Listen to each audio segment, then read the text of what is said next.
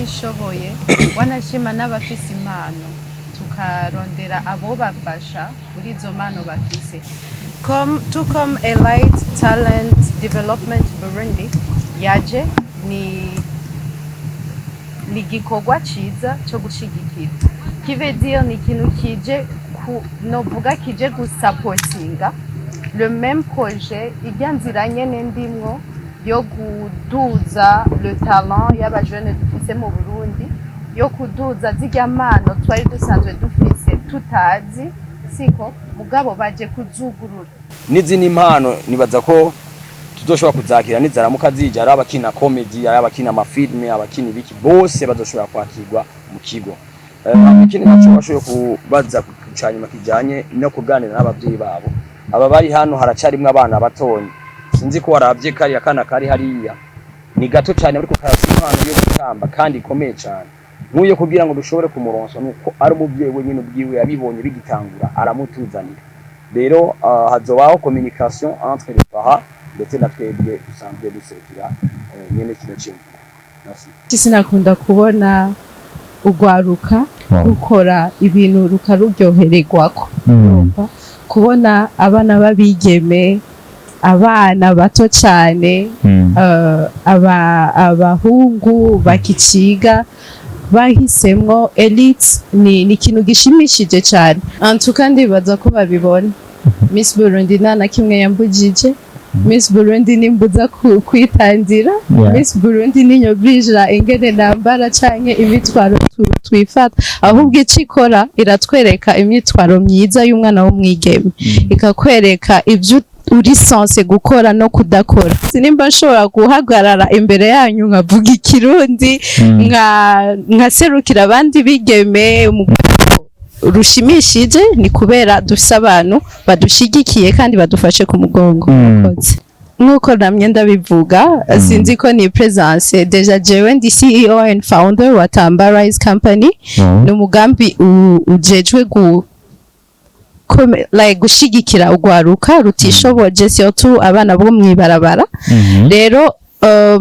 simbona ikintu cyo tuma nifatikanya n'abandi kuko for me I have this sentence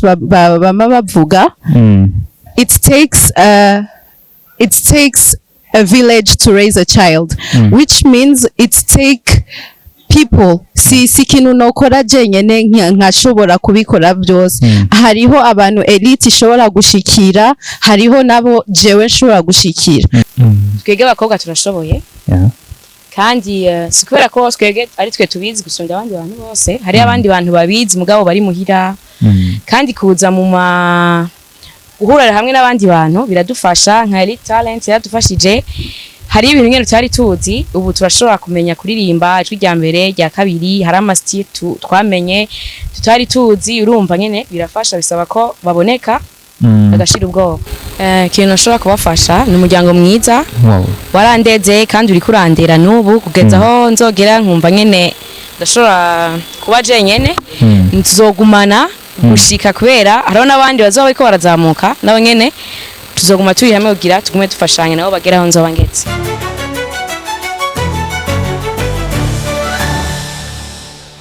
murakoze cyane nabo mande shibire cyane ubwo mwese bashitsi beza muri kino kibanza ciza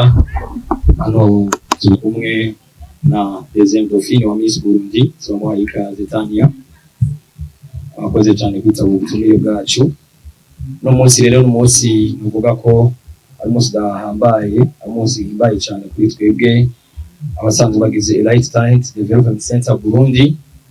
bagomba rero ikaze abanditsi n'abamenyesha makuru mwebwe mwese mumaze gushika muri kino kibanza turabaye ikaze mwese bagomba nabasaba bikomera amashi bashitiriza mu kumesa gushika muri kino kibanza cyiza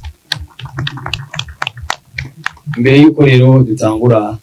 bino bikorwa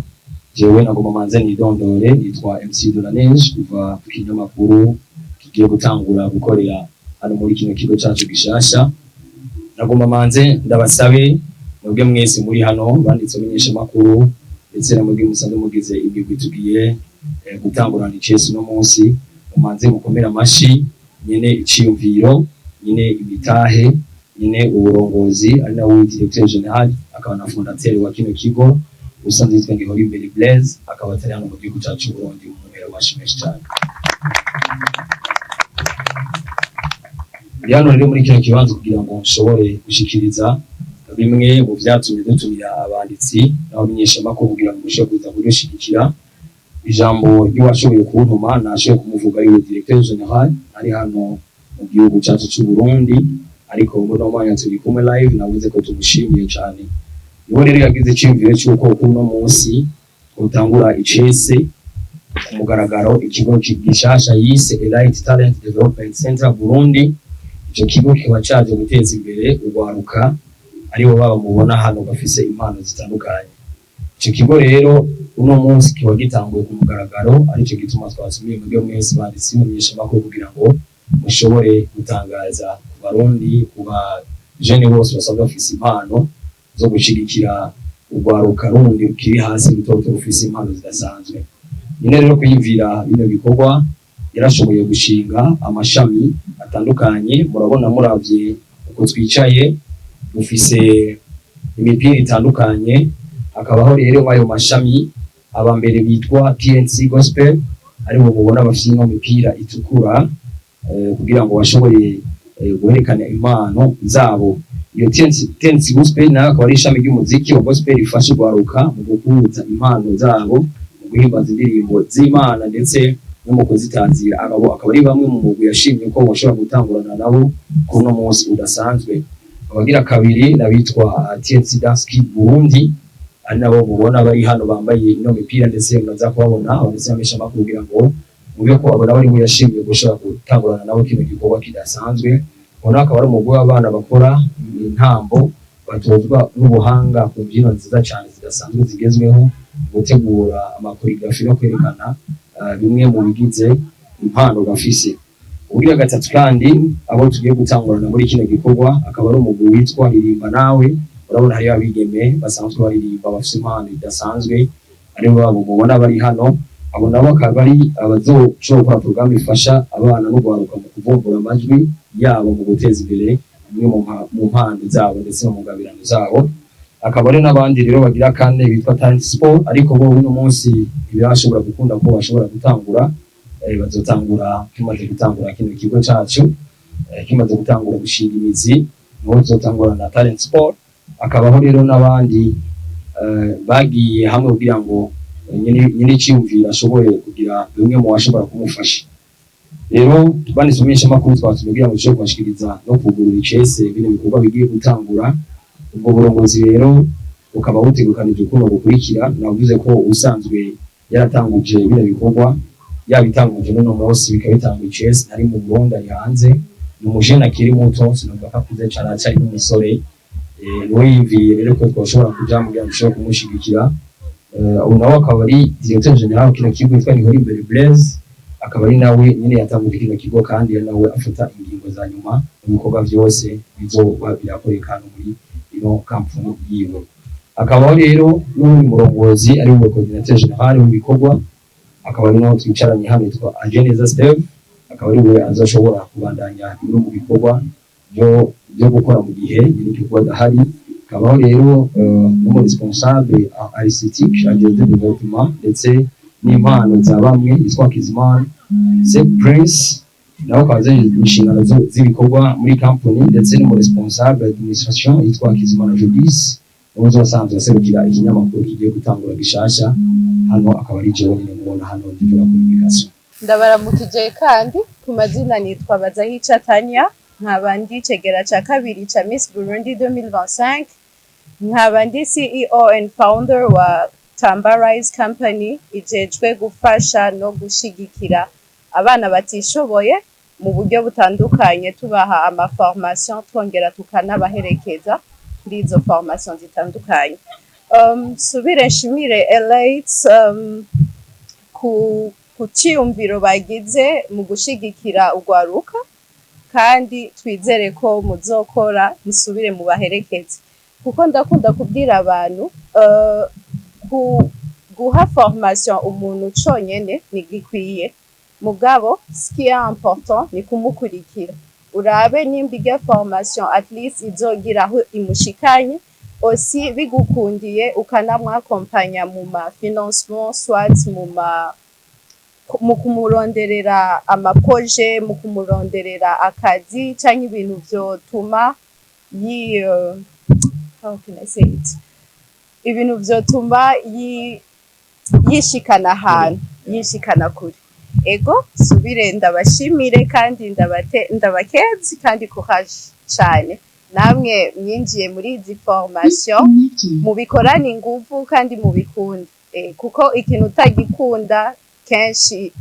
uba uri kuri force naho kigushikana, mugabo ugikunze ukagifata nk'akazi ukacubahiriza ugakurikirana n'amakonseil aba formateur banyu babaha, kenshi biragira aho bidushikanye. Murakoze. Ni ikibazo ciza mu bagizi. Mu bisanzwe iyi Elite Talent ntiraba ngo n'amashure, ntiraba iki, ahubwo yoyo iraba impano. Bivuga yuko mu gihe uba warahejeje ishure bitakunze guheza, hariho umuntu usanga bitavuye ko, ugasanga bivanye n'ubuzima byaratumye ishure arivamwo, n'ubundi usanga bivanye n'ibihe yararimwo, n'ibintu bitandukanye. Rero muri Elite Talent turaba impano, ntitwigera twita ku mashure, ntituraba ubwoko, ntituraba amakartier muvamwo, ahubwo twe turaba indani muri wewe kugira ngo ushobore kukigaragaza, kigira ico kimariye wewe, kigira ico kimariye Burundi, kigira nico kimariye n'umuryango wawe. Kwinjira naho ico bisaba tuzobamenyesha ni umunsi wa nyawo kino kigo Elite Talent kizotangurira ko gukora. Tuzobamenyesha ukeneye kwinjira bivanye n'impano yiwe, kuko umwe impano afise muri Elite hariho uwazosanga bayihuje kugira ngo bafashanye kuduzanya. Tuzobamenyesha kwinjira uko bizoba bimeze, nkuko twamenyesheje kuri uno munsi, tuzobamenyesha no kuri uwo munsi abashaka kwinjira, tubabwire nuko nico bisaba kugira ngo bashobore kugaragaza iyo mpano yabo. Yego ndamunganiye gatonyi, n'abadafise impano turabakira, kubera ko ari abantu usanga badafise impano bakayirondera abantu bamaze kuhagera. N'akarorero urashobora kuba waravutse utazi ko ufise impano yo gutwenza comedy, ariko umaze gushika ukabona abandi ngene bisanzura, nawe ugasanga urerekanye ya mpano yawe. Iyo mpano yawe izoza idugijwe n'ikigo. Ikigira kabiri naco, hariho platform tuzobamenyesha vuba cyane igiye gutangura, hariho na TV online igiye gutangura. Tuzoza duhe n'akazi bamwe muri aba nyene bari hano, maze kuba wari umushomeri muhiruka gukorera ku kinyamakuru, kuko mu migambi ya nyene bino bikorwa hazobaho ni radio ndetse na television online, nkuko mubundi izindi zama ziriko zirakora. Tanzania ifise ama TV online menshi, tugiye turaronka abarundi bashobora gushigikira bino bikorwa, abari byiza cyane. Bica bigaruka kandi bigaha ubuzi bamwe mu bagiye baraheza amashuri bakabura ubuzi, ugasanga baricaye muhira, barose niyo opportunity yo gukorana na Rimikashi. Ugwaruka mwashize imbere gufasha cyane cyane turavye n'ugwaruka rw'abadanseri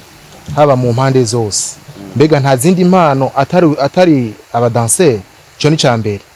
Kenshi hari abavyeyi benshi badahora bakunda ko impano abana babo baja muri ibi bintu. Mbega aba bana mwoba mwaregereye abavyeyi babo mukayaga nabo, canke mwabatoye mubasanga ahantu nta ntibizogaruka kuri Elite Talent? Ikibazo canje ca nyuma nashaka kubaza, mbega mu gihe abantu bafise izindi mpano bo bitura bobo barugururiwe imiryango canke nabagusa? Murakoze. Icambere coco impano ntabwo iri mu badanseri gusa, bwirageje no kuraba abo bicaye imbere yawe handitse ko ririmba nawe, akaba ari imwe mu mugwi w'abasanzwe baririmba, abo babigeme bari imbere yawe gatoya. Nyuma yawe gato hariho aba musiciens basanzwe bafise impano mu kuvuza ibicurarangisho dusanzwe tuzi, hariho ibitari, ari ingoma, y'amapiano, hariho n'ibindi. Iyo akaba ari imwe mu yindi impano. Hariho n'indi impano ya sport twavuze, abashoboye gukina inkino zose za sport nabo nyene bazoshobora kuba mu kwari nk'aba bazi gukina basket, football n'izindi nkino. Hariho n'indi migwi y'abadanseurs itandukanye, abadanseurs batamba indirimbo z'Imana n'abatamba indirimbo zigezweho n'uvuga by'isi. Rero ahanini nibaza ko nagaje kwishura n'izindi impano, nibaza ko tuzoshobora kuzakira nizaramuka zija, ari abakina comedy, ari abakina amafilme, abakina ibiki, bose bazoshobora kwakirwa mu kigo. ikindi naco bashoboye kubaza kucanyuma kijanye no kuganira n'abavyeyi babo aba bari hano haracarimwe abana batonye sinzi ko waravye kari akana kari hariya ni gato cyane ariko karafite impano yo gutamba kandi ikomeye cyane nk'uyo kugira ngo dushobore kumuronsa nuko ari umuvyeyi wenyine ubwiwe yabibonye bigitangura aramutuzanira rero hazobaho communication entre les parents ndetse na twebwe dusanzwe dusekira nyene kino kintu merci mu bisanzwe nk'abivuze imigambi yanje gushigikira abatishoboye wanashima n'abafise impano tukarondera abo bafasha muri izo mpano bafise comme Elite Talent Development Burundi yaje ni igikorwa ciza cyo gushigikira kivedio ni ikintu kije novuga kije gusapotinga le même projet ibyanzira nyene ndimwo yo kuduza le talent y'abajene dufise mu Burundi yo kuduza zirya mpano twari dusanzwe dufise tutazi siko mugabo baje kuzugurura nka jewe sinzi kubatanzi navutse ntazi ko jewe nshoboye kuba umumodo siko ariko avec le temps abavyeyi banje je nibo baje kudiscoveringa the talent mfise barahitamwo kunyandikisha kandi aho banyandikishije by the way ndakubwire je savais rien muri ivyo bintu nakora mugabo baribwira uyu mwana arabishoboye reka tumwandikishe reka twizere iyi groupe iriko iramwigisha ejo canke ejo bundi hazogira icavamwo uno munsi nkaba nicaye imbere yanyu nka deuxième dauphine shobora guha formation abandi ni igiki combuza gusapotinga Elite Development Center ari ikintu ciza cyane caje kungarira abajene nka jewe nivyo donc ngerageje kukwishura banyituye canke naje ndabakeneye imiryango iruguruye iwanje n'imiryango ndisiyo yuko yuguruye iwabo ndashobora kudodora bakanyita nkuko bashobora kudodora iwanje nkabitabo ego murakoze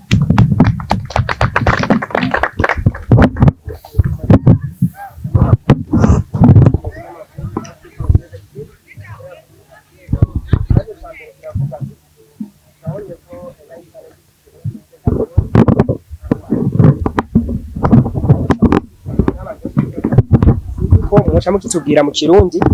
kugira ngo abaza kudukurikirana azoshobora kuba bogitahura. Ikibazo ca kabiri kiravuga ati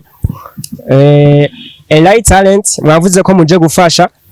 abajene bafise impano zigiye zitandukanye. Eske inyuma yo kubaha formation abo bana zo bafise impano baje kubitura nakahe kandi karusho bazohakura muri Elite Talent. Ikibazo ca gatatu dusanzwe tuzi ko hariho ibindi bigo bisanzwe bikora nk'imwe muje gukora ariko duhora tubona birangira nabi abo bana bafashwa birangira babirukanye cyangwa gasanga barivanye kubera ko ivyo bagiye bashaka atari ko ariko rabibona. Mbega muri Elite Talent nakahe karusho kaje gatandukanye n'ibyo bindi bigo dusanzwe tuzi. Murakoze ubwa mbere mu kirundi cyatwiye ngo bose asuye gutahura iki ni kigo kije guteza imbere impano z'abana no gwaruka. Ikigira kabiri washoye kuvuga ngo ibijanye n'andi makampuni canke ibindi bigo ko bisanzwe bikora ko kenshi ukunda gusanga ugwaruka rwabo rukunda gutakara kenshi murazi yuko indero y'ugwarukira goye twese twaraciye muri âge d'adolescence iyo munayo murayizi iyo ni ya myaka usanga kenshi genda ndi muri club kiteri hunja ndareza abana basanga abana batanga kuba kugira ico bita makupe muza makupe cy'icuma ngasanga umwana w'imyaka 12 ngo afise umusheri ngiye kuri abasheri wanje rero kenshi umwana amaze gukura ivyo bintu abibona nuko bafise aho yabikuye rero twebwe turi ngaho kugira ngo turerane murabona yuko turasumbana imyaka ariko nitunganye ivyiyumviro rero kuma tutanganye ivyiyumviro nukunyenesha turerane kenshi iyo umuntu arinze avamwo kuko kuvana kera barakunda guca umugani mu kinwe bati urutomati bavuga rutomati ruboze urushize ruca rugirane ruca ruzanduza zose zika rero tuzogerageza nitwamara kubona ko hariho urutomati nk'ubwo uwo tuzoshobora kumushira ku ruhande amanze kwanza abe pose niyabona yuko yifuza kuza kugira ngo ashobore kubwira ku murongo w'abandi byo dushobora kumufasha ariko twaje tuje nitwaje bwa dusubire inyuma kabiri murumva ko tugiye gutanguza na media online kugira ngo tuze dushobore guha akazi bamwe muri bano bana bashobore kwiteza imbere ndetse no mu nyuma n'igimana niya duterete kuzobona twuguruje akabare canke amashuri akubakwa none turashigikiwe turashobora kuza kudodora kandi akadufasha misi tugashika no muri presidence twadodora kwa nyine icubahira kumva imwe mu migambi dufise akadushigikira. Ibibazo vyanje bibiri nza kubitumbereza ahanini kuri deuxième dauphine. Imwe mu migambi ugumye ushira imbere ko ari gufasha ugwaruka uno munsi ugwaruka mwashoboye kutwereka muri Elite Talent ntitwamenye mbega ni mice iyahe bari kuriwe kuza ni bose ko muri ko mufasha ugwaruka. Ikindi naco muravuze ati mushizeho amategeko akinga runo gwaruka namwe tumenyereye hari ayandi mashirahamwe menshi aza gufasha ugwaruka ariko tugasanga ivyo bashizeho inyungu zo gukingira ababa bari indani ni mu gihe baba bagikorana n'iryo shirahamwe gusa ejo canke hirya ejo ugwaruka muri aba baraha uzotera imbere agasohoka muzokomeza mumushigikira bizoba vyifashe gute amwe mu masezerano mwashizeho harayo yo kubaherekeza bakagera ku mbona kazoza zabo. Nibaza ko cyane n'imyakiraba twehebwe kubera ko Miss ari hano kugira ashobore gushigikira bino bikorwa twatanguje kuko yatwemereye ko no mu yindi Miss iri imbere tuzobandanya dukorana. No kuvuga ko wabuze kubijanye n'ibindi bigo ngene bikora ntituzobiraba hanini twe tuzoraba twebwe nyene ubwacu kuko murabona ko bano bana twabahereye hasi twatoye ingabirano zitandukanye waje ati mbega nizihe mpano zihari twashoboye kuzicako impano ngazi hari ni nyinshi urabona ko zitandukanye biva n'imipira bose bagiye bambaye imipira ya chocolat imipira noir imipira ya bordeaux ni ya bleu ni ya vert militaire nguvuga aba n'abafise impano zitandukanye hari abafise impano zo kuririmba hari abafise impano zo kuvuza ibicurarangisho bijye usanzwe uzi bitara amapiano ibiki ibintu nk'ibyo hari abashoboye gutamba hari n'abashoboye kwerekana impano z'ababicishije mu tugenegene navuze kandi ko ari abazafise impano ya sport kwiruka abatrete abakina umupira abakina basket abakina amasport yari yose nabo nyene vuba bagiye guhabwa ikaze muri kino kigo cacu abazoba bakeneye kwinjira imiryango iruguruye hama byinshi bazobimenyera indani bamaze gushika twashimye gusa kugira ngo bikorwa bitangure ku mugaragaro abantu babimenye abarundi babimenye n'abari mu ntara za ruguru babimenye kugira ngo abifuza kuza gukorana natwe bazoshobore kwegera ikigo cacu hama wavuze ko bazoba bamaze gusohoka mbega tuzobasohora gute tuzogira ico bitera gomade interne n'amasezerano hagati yacu ndetse nabanyene kino gikorwa ndetse n'abazoba baje kwinjira muri kino gikorwa cacu rero iyo umuntu ashimye kugenda muramaze kumenya yuko bivaye na reglement mwa mwarahanye canke contrat mwa mufitaniye kuko aba naho bakiri bato bazogira amategeko abagenda ndetse na contrat zabo bivaye nuko tugomba gukorana nabo rero uzo wakeneye kugenda nuko contrat zoba yahetse kandi kontri yo heze umuntu murasezerana akabandanya yarateye imbere Imana ikamufasha imbere kuko nawe agiye gukora ibindi vyiza ni benshi bakora mu malebo duhereye kubasana imva makungu amakontra gahera bakavamo uwageneye kugenda kontra itarahera cyasubirwamo amasezerano mashasha kugira ngo ashobore kubandanya ivyiwe niko bigenda nuko hari nk'uherekeje runo gwaruka nka Marene duhora tubona hari ibikorwa vyinshi bihora bikogwa mbega ejo canke hirya ejo tutege ubuhe bufasha canke ubufatanya bikorwa mu bikorwa uzobutumiyemo wowe nka Miss hazoba harimo guserukana canke kugira abaguherekeje bo muri Elite bizoba bimeze gute? Zimwe muri evenement zihora ziba na cane cane mwebwe wa Miss hari henshi muhora mugenda kudodora hari henshi muhora muje uno munsi urumwe mu baherekeje canke mu bari nyuma ya kino gikorwa ca Elite twitege ko ejo canke hirya ejo tuzobona ushoboye gutora umwe canke babiri muri runo gwaruka gwa Elite bagwerekeza mbega ho umusaruro Elite izokuronako nka wewe nka Miss n'ungwahe muri rusange?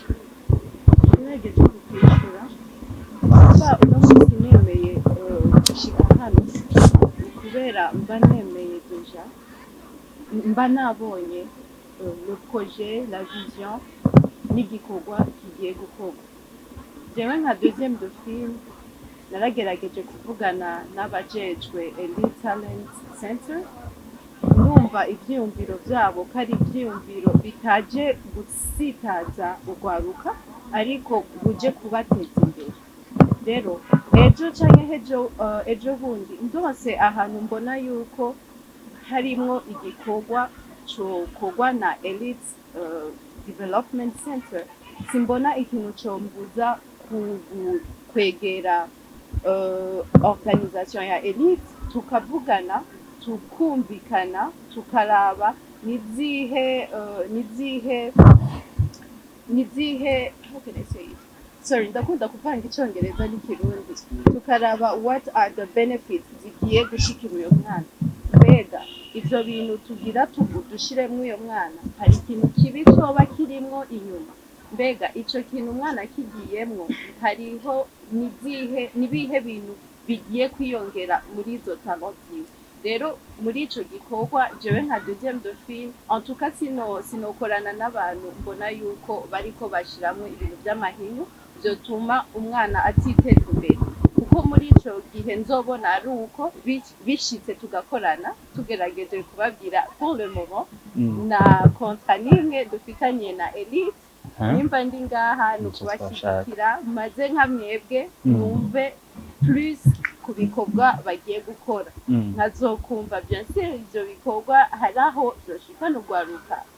bien sûr tuzovugana nka organisation zibiri dusinye contrat turabe izo contrat zizofasha ugwaruka eko murakoze nuko akabazo ka nyuma ndangiza hariya nerekeze kusanzwe je kumenyekanisha ibintu Anse de la Neige muri Elite Talent Development watubwiye ko hari impano nyinshi mbega uno munsi hamwe hoza abanyamitahe canke hamwe hoza uwo kwipfuza kugira icyo aterereye vyogenda gute imiryango iruguruye birakenewe ko hari abantu boza kubafata mu migongo mwaya mashira magiye atandukanye canke uwo ari we wese yo kwipfuza kugira icyo afashije muri Elite Development. Ego urakoze cyane umuganwa kibazo kibajije imiryango iruguruye kubifuza gukorana natwe iruguruye neza cyane abanyamitahe bifuza gukorana natwe iruguruye twavuze ko umujene y'igikorwa atari hano mu gihugu cyacu Burundi ahanini nyabaca kuri we bagashobora kugiringa nawe bakavugana yifuza gusapoti ikigo akabikora mwumvise yuko turonse opportunity nziza gushobora gukorana nawe bitarajya mu masezerano ariko nibaza ko vuba cyane nitwamara guheza kuganira ndetse n'impamvu twamwimbiye nuko twabonye ko mu byashize imbere imigambi hari umuntu gushigikira ugwaruka usanzwe ufise impano nawe nico bituma mu bagize novuga mu ba Miss Burundi mu ba Miss bose bashoboye gutorwa twiyumviriye wewe mu batumire sino iyo dushaka bose twari kubazana rero kwa twiyumviriye wewe nuko twabonye ko bishitse tugashobora gukorana tuzoshaka gusenya amasezerano nawe tuzobamenyesha kugira ngo dushobore kubandanya dushigikira bino bikorwa kandi bigiye guca ku mbuga ngurukana bumenyi rero abazoba bakeneye gukorana na kino kigo nino company bazoshobora kutwegera imiryango iruguruye hariho platform tuzobarizwako ndetse akabaho na nimero kuba dukeneye bashobora guca ko kugira ngo ashobore kugira ngo rero ni invitation hariho nimero iri munsi nabaza kufatira amafoto hano muraza kuyibona murashaka kuyishira mu kugira ngo bashobore kutwegera dukorane murakoze. Ku mazina yanje nitwa Bazahica Tania nkaba ndi cegera ca kabiri ca Miss Burundi 2025 mu minsi isanzwe kenshi sinakunda kubona ugwaruka gukora ibintu rukaruryohererwako kubona abana babigeme abana bato cyane abahungu bakiciga bahisemwo Elite ni ikintu gishimishije cyane en tout cas je cyanyoheye ni kubona ko Elite yafashe iranyiyumvira I don't know how I can say it I thank Elite for thinking about me kuza nka invité wabo mu gushigikira igikorwa cabo ciza ego vyanyoheye cyane kubona ugwaruka aho rwigejeje kubona ama talents dufise in youth ego nkaba ndumwe mu bantu bakunda gushigikira youth and the talents kandi sindije nyene by the way hariho n'abandi bagenzi banje turi kumwe muri Miss Burundi nabo nyene babikunda cyane kuba batari ngasi kubera batabikunda mugabo nuko nyene tutaronse ukuntu twoza antuka ndibaza ko babibona Miss Burundi nana kimwe yambujije Miss Burundi nimbuza kwitandira Miss Burundi ninyobija ingene nambara canke imitwaro twifata ahubwo icikora iratwereka imitwaro myiza y'umwana wo mwigeme ikakwereka ibyo uri sense gukora no kudakora sinimba nshobora guhagarara imbere yanyu nkavuga ikirundi nkaserukira abandi bigeme rushimishije ni kubera dufise abantu badushigikiye kandi badufashe ku mugongo nkuko namye ndabivuga sinzi ko ni presence deja jewe ndi CEO and founder wa Tamba Rise Company no mugambi ujejwe like gushigikira ugwaruka rutishoboje surtout abana bo mwibarabara rero simbona ikintu cyo tuma nifatikanya n'abandi kuko for me I have this sentence bama bavuga it takes a village to raise a child which means it take people si kintu nokora jenyene nkashobora kubikora byose hariho abantu elite ishobora gushikira hariho nabo jewe nshobora gushikira rero tugerageje tugakorana tukaja hamwe tukiyumvira ukuntu dushobora guteza abigeme mazena n'ugwaruka rwo mu Burundi ndibaza ko vyo bari ibintu bishimishije so bigazoshika yuko tugiriranira kontra nabo antuka mu vyitege mazina nitwa Igiraneza ni Prince turi umugwiririmbana turi muri Elite Talent akamono batera nuko bokura amaboko mu mpuzu twege abakobwa turashoboye kandi sikubera ko twege ari twe tubizi gusumba abandi bantu bose hari abandi bantu babizi mugabo bari muhira kandi kuza mu guhurira hamwe n'abandi bantu biradufasha nka Elite Talent yadufashije hari ibintu ngene tutari tuzi ubu turashobora kumenya kuririmba ijwi rya mbere rya kabiri hari amastyle twamenye tutari tuzi urumva ngene birafasha bisaba ko baboneka agashira ubwoba kintu nshobora kubafasha ni umuryango mwiza warandeze kandi uri kurandera n'ubu kugeza aho nzogera nkumva ngene ndashobora kuba jenyene ntuzogumana gushika kubera hariho n'abandi bazoba bariko barazamuka nabo nyene tuzoguma turi hamwe kugira tugume dufashanya nabo bageraho nzoba ngetse nuko tubashimira ivy'imva mutima namwe